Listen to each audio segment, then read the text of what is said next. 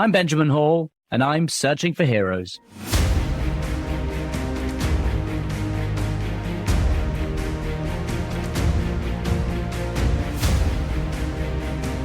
Hi, everyone, and thank you so much for joining me on the podcast again today. And today's episode, well, it's really unlike any episode that I've ever done before. And that's because I'm speaking to someone who has gone through something unlike anything else I've seen or heard on the podcast before. Troshawn McCoy was just 17 years old when he and 3 young men were arrested in connection with a double murder and robbery in Chicago, despite there being no forensic evidence in the case. The 4 boys, all teenagers at the time, were brutally interrogated by 3 Chicago police officers who made them feel that the only escape from a seemingly endless interrogation was telling the officers what they wanted to hear, that if they falsely confessed, they would be given a deal and could go home. That, unfortunately, was not the case.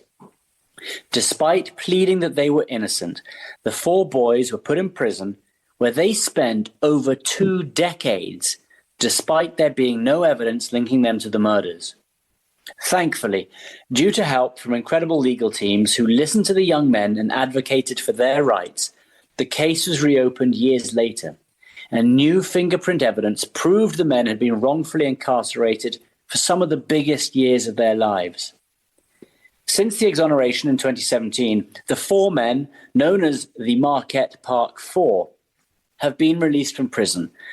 And though they can now live outside of prison walls, that doesn't take back the time and moments that were wrongfully taken from them. That's why Troshawn McCoy is now advocating for the countless men and women who have been and remain wrongfully incarcerated. I'm grateful to have gotten the opportunity to sit down with Troshawn and talk about his time in prison, what it was like being a terrified, innocent teenage boy in that interrogation room 30 years ago, and how he is now fighting to make sure that other innocent young people are being advocated for in the way they deserve. I hope you enjoy the conversation.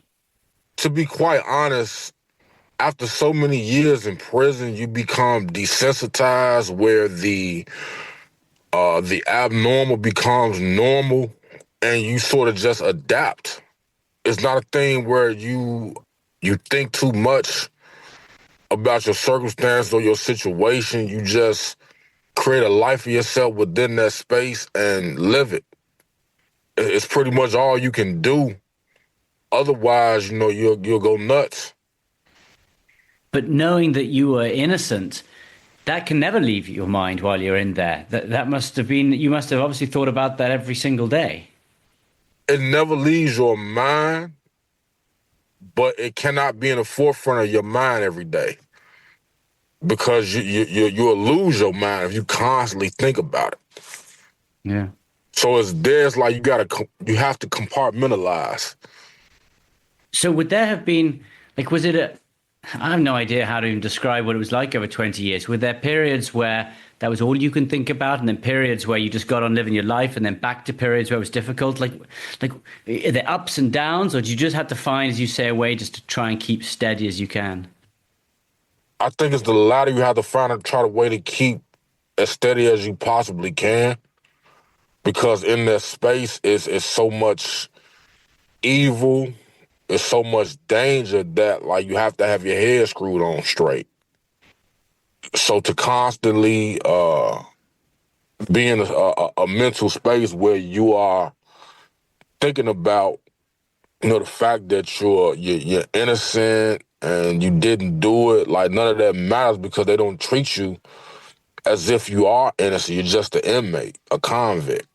So there's no lenience or, no mercy. You're treated just like everyone else. When you say that there's sort of danger inside, what kind of danger are you talking about? Just the possibility at any given moment for fights, stabbings, not so much rape where I was at, but just the potential for just a violent encounter, a bloody encounter to kick off at any given moment. It's like you come in weak and you have to make yourself strong, otherwise you'll be a victim. And that mentally or physically, that's no place for the weak. What was it like at the age of 16 when you were first arrested and you went in? Did you just assume at that point you were going to be released? That obviously it was a mistake? And at first, is that what you were thinking? Well, actually, I went in at 17. I actually fought the case for 3 years before I was convicted. During the process while I was fighting the case, I knew it was a 50-50 chance that I could come home and actually beat the charges, but maybe a month or two before trial, like I kind of knew that I would be going away to prison because the confession that I had signed was just, it was too heavy in court, because at that time we didn't have, the evidence available that would eventually free us years later. That wasn't available at the time, so I knew that, 9 out of 10 times I would be going to the penitentiary. I just didn't know for how long. And of course, the confession that you signed, I mean, so much has been written about James Cassidy and, all the mistakes that were made. Can you tell us a little bit about that and like all the huge errors? Well, at that time, there were, in the city of Chicago, there were like, it was a high murder rate.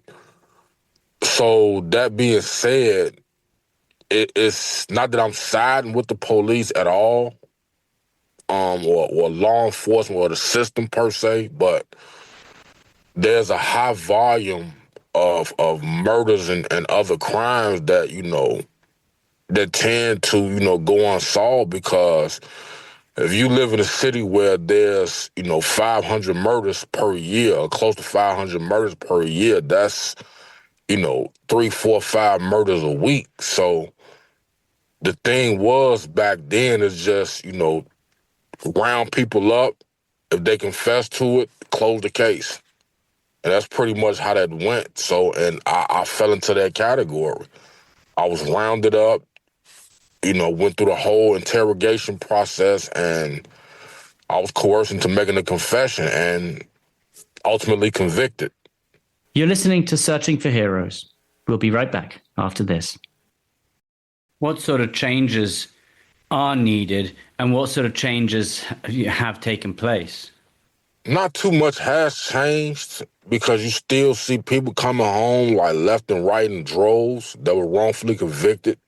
So I think we really have to take a look at the system, the interrogation tactics that I use in order to, put guys such as myself in these, situations.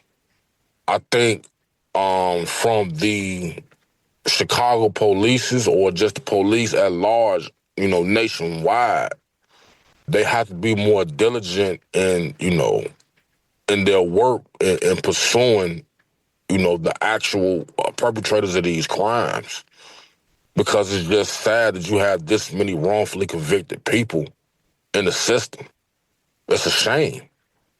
How many sort of cases are you looking at the moment where you think there are people serving time when they're innocent? I mean, if you have 20 people, maybe 2 to 3 of that 20, the circumstances surrounding the case are shaky at best. If not, those people are pretty much outright wrongfully convicted. So it's a disproportionate number. Yeah, it's a big number. Yeah. What about that? Your own interrogation. You were kind of coerced into signing that. What was that like? How did they sort of coerce you into doing that? Well, it was a situation where they wore you down. Typical, good cop, bad cop. One cop would come in screaming, yelling, accusing you of the crime, and he would go out, another one would come in, and, you're a nice kid, I would hate to see you go away for the rest of your life, and, just tell us what happened and you can go home. Like, after hours and hours of that, they just weigh you down.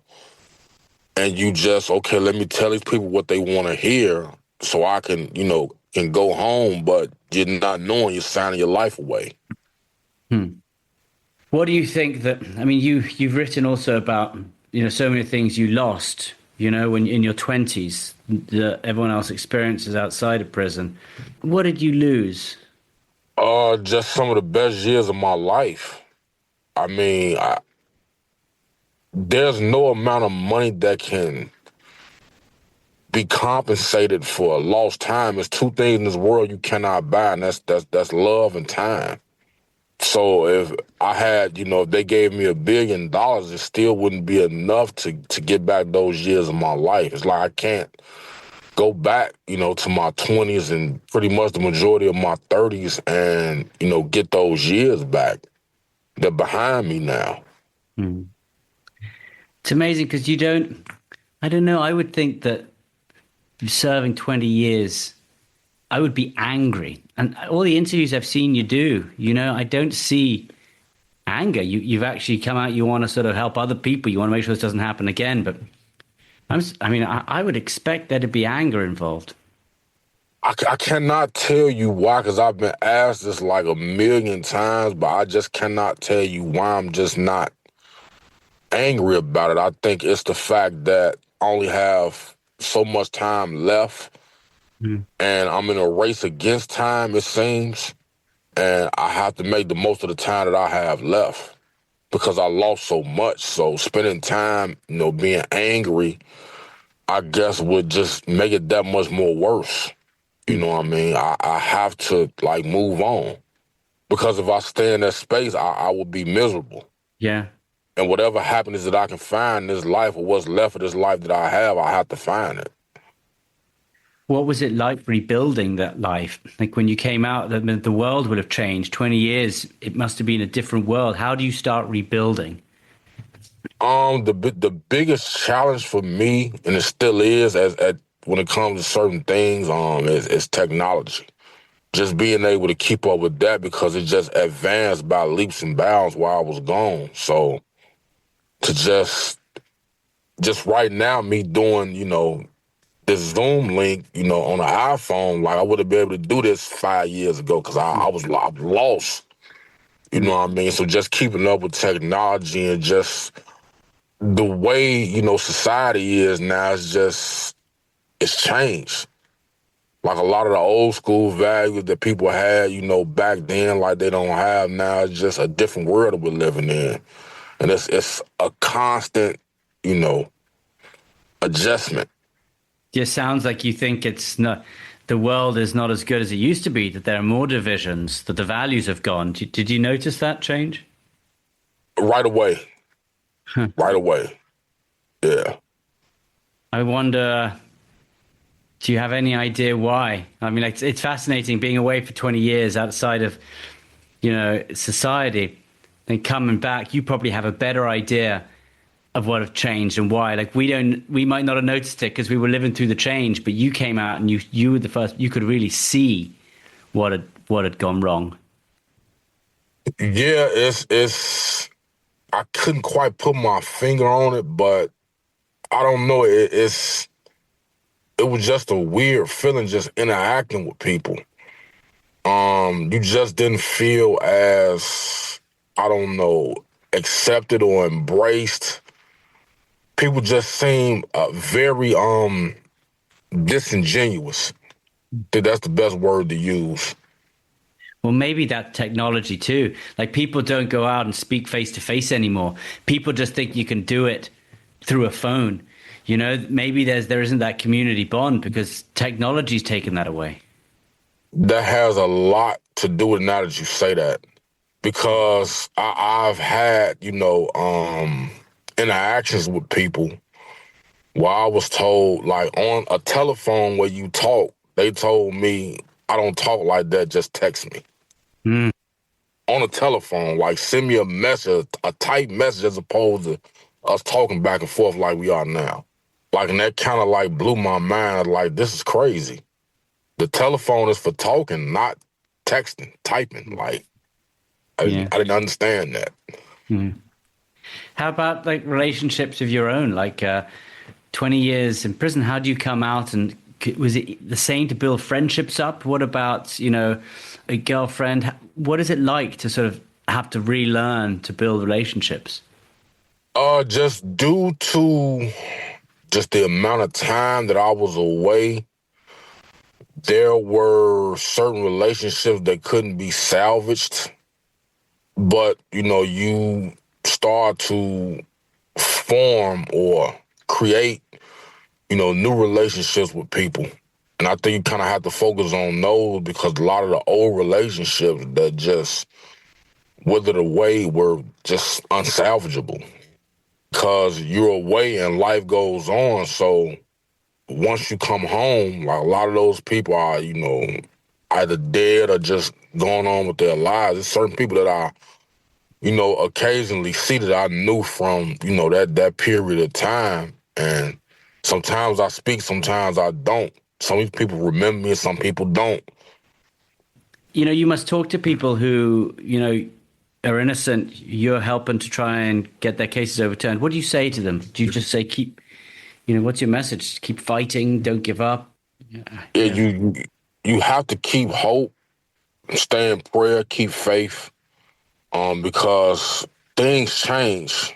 Every day, a lot of stuff is, cases are reopened. Because, I've literally seen people who are in the worst possible situations who thought they would never see the light of day are actually out and thriving now. So it's just, you never know. So you have to just, stay even keeling and stay focused and, keep hope. The keep hope's an interesting one because did you ever reach a point where instead of hoping that you may one day be released, you have to just maybe also say that hope is too painful to keep dreaming? Maybe I should just say, it's okay, this is going to be my life now forever. Do you have that dialogue? Well, I never had life. I had 55 years and I only had to do half of that.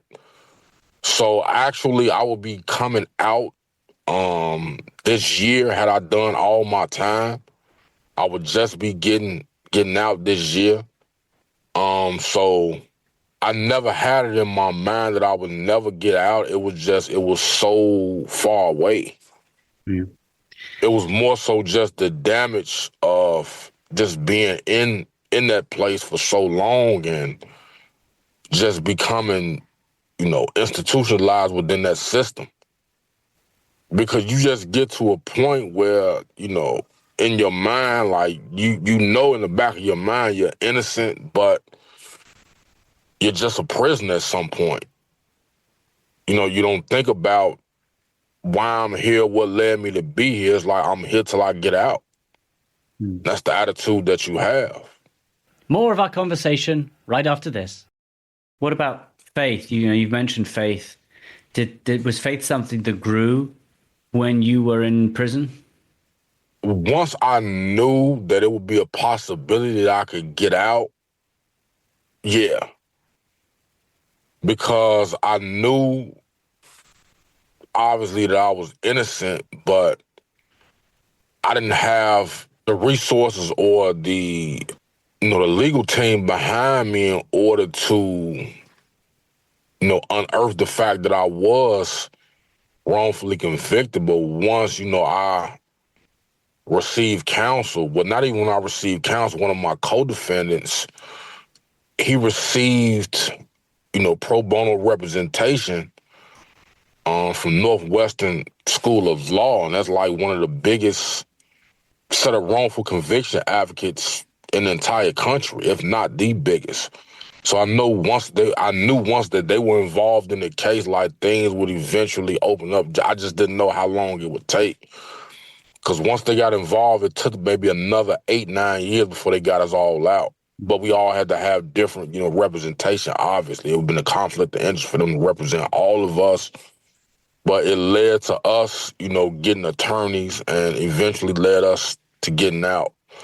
Because Northwestern University found the fingerprint evidence that wasn't available at the time of trial. And that's what eventually freed us. When you think of the mental strength And this is even before prison.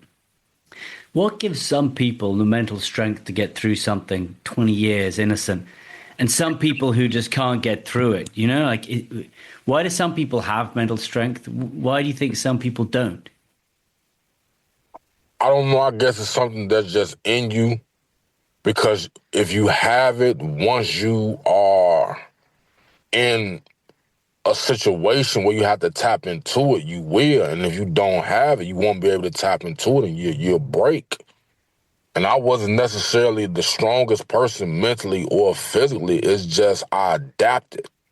And I guess in that, or through that adaptation, you become stronger mentally. Mm-hmm. So I guess it was something that was always in me. And like I said, I tapped into it. Hmm. But it's like at the same time, too, you never know how strong you are until you're put in a situation like that. Because I've heard a lot of people say that, I don't know how you did it. I couldn't have did it. And I tell them, like, you never know what you can do until you're in that situation. You know, it's totally different, but I was blown up in Ukraine a few years ago. I'm a war correspondent, and I lost my legs and badly injured. And I've just been saying to people recently, half the people who go through that, you don't know if you've got the resilience to go through it. And some do, some don't. And I've been saying exactly the same thing. Until you are put to the test, you don't know if you got it. It's in you or it's not. Exactly. Mm. You said that you had to get desensitized when you went inside. Would you say that you have, since being released, that you are more sensitized? Are you able to find back those feelings, or, I mean, is that hard? In total, utter honesty, no. Mm. No. No. I'm still desensitized because even my mom's death, like, that's like one of the most terrible things that a person can experience ever in life. It's like, true enough, it hurt, but it's not a situation that crippled me, because I've seen a lot of people lose parents, and it was devastating. Now, given it is devastating, but not to the point where I cannot move forward with life. Because in that place, you have to deal with just so much, so many abnormal, just harsh things just on a daily. It's like, I don't know, being a farmer and you're in the manure business, it just gets to a point where the manure doesn't stink anymore. I Mhm. could say that's like the best analogy I could use. When you were the 20 years inside, do you set yourself sort of goals, whether it's learning or physical or reading, or like, do you have to sort of keep setting yourself other things to do? I mean, is that how do you? Absolutely. Mm. That is how you get through the time, like being active, finding things to do, whether that's reading, working out, you know, you got guys that play poker, play, spades, pinochle. You just find activities to involve yourself in to consume that time. Yeah. I know you're writing a book at the moment. It's going to come out in sort of maybe June, July. What do you think is the lesson that you want to teach? Or are you hoping to teach people through that book? What is the message you kind of want to send? Awareness. I would like to shed light on the criminal justice system, the need for reform, and to also show that there are more innocent, wrongfully convicted people than the average person would ever think. The numbers are just staggering.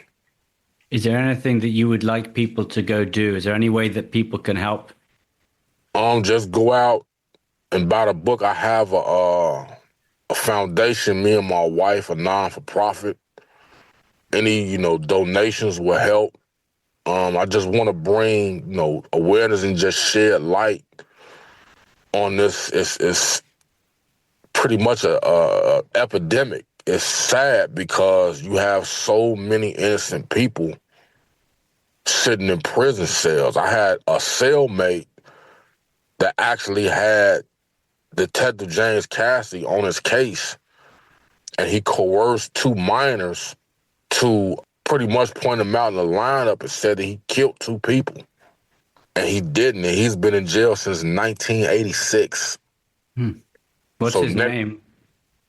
Dungy Malone. And I don't know if he'll ever get out. It's just, you see this a lot. And he's been in there since he was 19. It's coming up on 40 years. So he's almost 60. It's crazy. What are you doing at the moment, like in life, like day by day? Is this your focus? Is this? Well, these days I'm very busy. Like I said, I have the Troshawn and Dana McCoy Foundation, which is my non-for-profit. I have Secure Properties, which is a real estate company where we do development and retail. I also have a luxury car service / exotic car rental service, and I have a promotions and investments company. So I'm very, very busy these days. Yeah, that's a lot of things. Yeah, from the time I wake up and open my eyes to the time I go, I'm busy. So just trying to make up. Yeah. Trying to make up for the years that you were in prison. Yeah. Exactly. Yeah. Hey, Troshawn, man, thank you so much for speaking with me today. I really appreciate it. And, thanks for joining the podcast. And I'm looking forward to reading your book as well. All right. Thank you, sir. Thanks for listening to Searching for Heroes.